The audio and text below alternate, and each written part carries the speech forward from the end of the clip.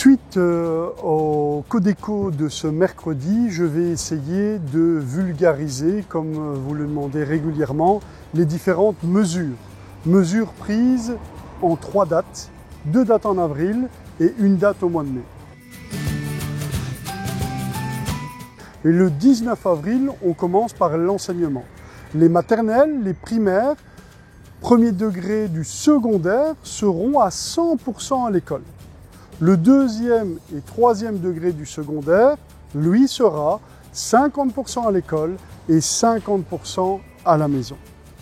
Les voyages, on se demandait si nous pouvions encore voyager, même si je le rappelle, il est déconseillé, ou soyez attentifs aux zones dites rouges, c'est néanmoins autorisé. Donc je peux voyager.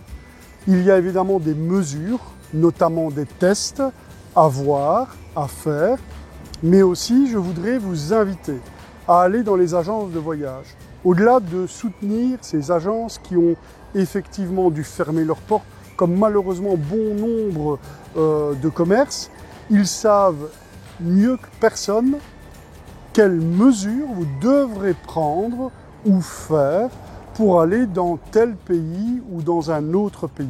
Je vous invite à les rencontrer et regarder avec eux ce que vous pouvez faire et comment vous pouvez le faire.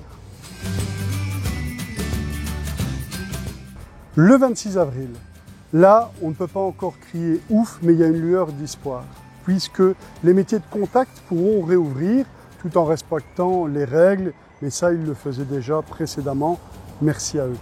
Les commerces dits non essentiels, ces commerçants qui devaient ouvrir sur rendez-vous, ils pourront le faire maintenant sans rendez-vous, laisser leurs portes ouvertes et vous permettre, accompagné d'une personne de votre foyer, de faire du shopping dans leur magasin. Concernant maintenant les rassemblements à l'extérieur, je répète à l'extérieur, ceux-ci pourront être jusqu'à un nombre maximum de 10 personnes.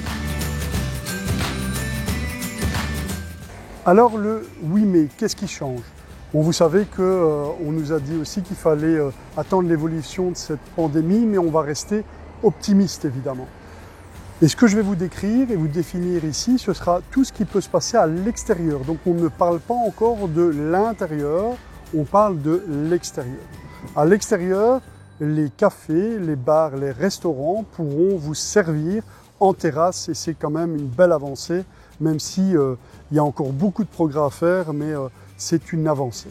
Deuxième chose, tout ce qui concerne l'organisation de représentations culturelles, de réception, de banquets ou encore de culte, vous pourrez toujours le faire jusqu'à une hauteur de 50 personnes.